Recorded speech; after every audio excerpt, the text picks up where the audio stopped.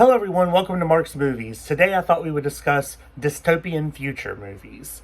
Now this is a huge category of films that walk lines between science fiction, fantasy, action movies, and everything in between. I have a lot of different ones to cover, but I do want to point out there's a couple of them that aren't going to make the list because I don't think they quite focus on the dystopian future part. And that's the Terminator movies, Terminator and Terminator 2. Both of them are phenomenal action sci-fi films, and I love them both dearly. But since the whole plot of the movie is based on the dystopian future, but it's set in the present of when the movie was filmed and made, I decided not to include them because I would have ended up including both of them. So shout out to those two just because they're awesome action sci-fi movies. All right, let's get started. I'm going to do it in the way I've been doing recently, in order of release, starting with 1968's The Planet of the Apes. Now, again, I want to give a shout out to the new ones because they are phenomenal, but they're not really dystopian futures because most of those movies that are dystopian futures take place after the event that's caused the dystopia to occur. Those movies we're going through the dystopia. We're going through the things that cause the future. So, again, they don't quite match, but this one does. Charlton Heston is phenomenal in it. It's got some of the greatest lines and one of the most classic and quotable and mocked and twist endings in movie history. I'm not going to spoil it if you haven't seen it. Let's just suffice it to say it is legendary. Next, 1971, we're going to go to A Clockwork Orange by the great Stanley Kubrick. Now, this movie is a weird sci-fi film about just a group of dudes and a guy and his droogs going out to have some fun, a little bit of that random ultra-violence, and his rehabilitation, trying to rehabilitate him and get him back to being a normal member of society.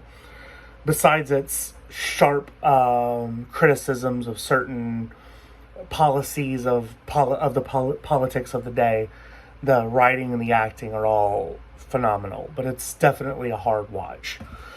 Next, we're going to go to 1982. I do love that year. This time it's going to be Ridley Scott's Blade Runner. This movie is interesting because there's basically 4 major cuts of this movie, and the original release and the final cut I'm not a fan of. I'm a fan of the director's cut if you can get your hands on it. I love the director's cut of this movie. That's the one I like the best. I think it does the best job of establishing the characters and the world and giving you the best performances from the 2 leads, Rutger Hauer and, of course, Harrison Ford. This movie is set during a time of replicants where these are just robots, androids who are programmed, designed to do all the things we don't want to do. But some of them decide that they don't want to do that. They want to have a normal life, live a regular life. Sounds familiar?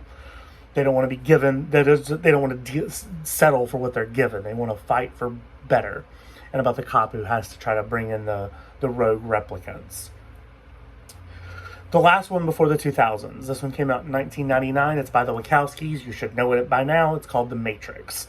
I don't feel like I need to go into any details about this movie because it's one of the best known movies of all time, but in the speech by Morpheus himself, he goes over the dystopian future that they are living in at that time. So, but God, I love that movie. Now I just have so many scenes popping into my head now. All right, the next one is my favorite on this list. It came out in 2005. The Wachowskis produced it, but their friend James McTeague directed it, and I will always remember this movie. It is, of course, V for Vendetta, starring Natalie Portman, Hugo Weaving, John Hurt, Stephen Ray. The cast is phenomenal. The story is great. It's set in a dystopian London where a totalitarian government has risen out of a catastrophe of several poisonings where thousands upon thousands of people died. And now they have risen to this great power a la Hitler and the Nazis.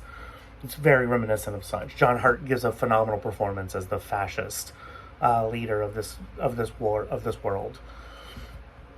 I love this movie. I watch it every year, and if you know what the movie is, then you know when I watch it. But I can't talk about it enough. I love this movie. You should definitely give it a chance if you haven't seen it.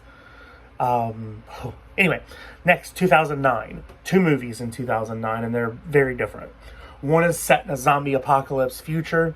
After the raising of the apocalypse, four lone survivors have come together to try to make a world better while out trying to con each other and escape from one another and find Twinkies. Of course, I'm talking about Zombieland.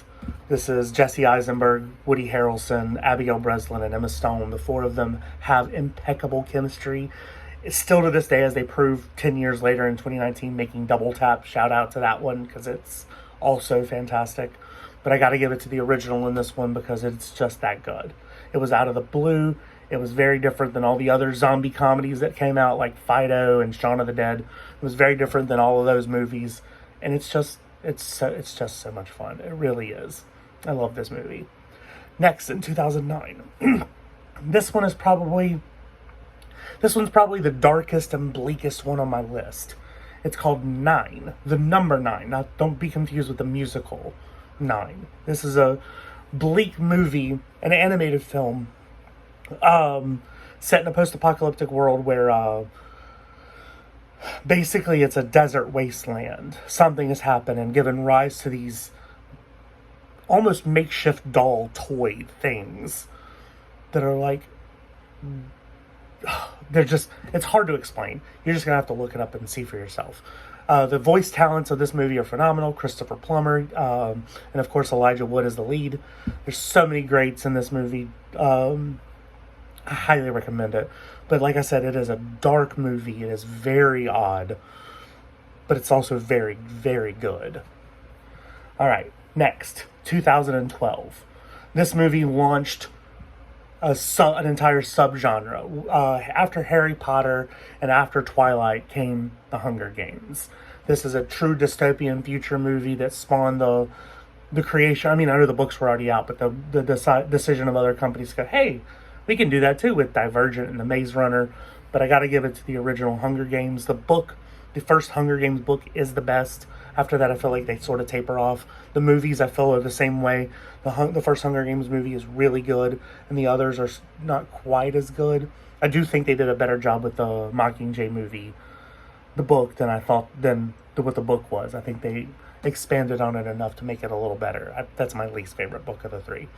But the first one from 2012 is fantastic, and I very much will always enjoy watching that movie.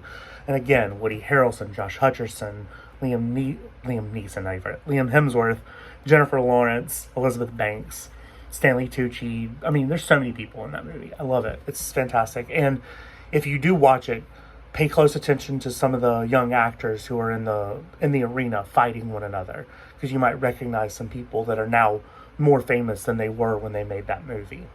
Just as a FYI. The next movie to give you, 2015, Mad Max Fury Road. This one I don't feel like I need to explain too much because it was a huge financial success. It was a huge box office success. Critically acclaimed, won several Oscars. But the visuals of this movie, if you've seen the old Mad Max movies and you're afraid it's going to be similar, don't be. This is one of the most beautiful movies you'll ever see. It's kind of like if Stanley Kubrick had made this movie, the way he shot it, because it's basically framed gorgeously, very little in the way of CGI. Most of it is practical effects. And he does everything in his power to just make every shot gorgeous, like a painting. It's such a beautiful movie, especially for what the premise is. It's a futuristic movie set in a world where gas is scarce and people need their gas to drive around and be crazy and play guitar with fire coming out of it for some reason. But it's all fantastic. And special shout out to Nicholas Hoult, Charlize Theron, and Tom Hardy, the leads. They are great. They are absolutely fantastic. And there's some other good performances. Again, look for Immortan Joe's wives. You might recognize a few of them as well. All right, the last one on my list, A Quiet Place. This stars John Krasinski and Emily Blunt. And I can't say enough about this movie. The writing is fantastic. The story is interesting.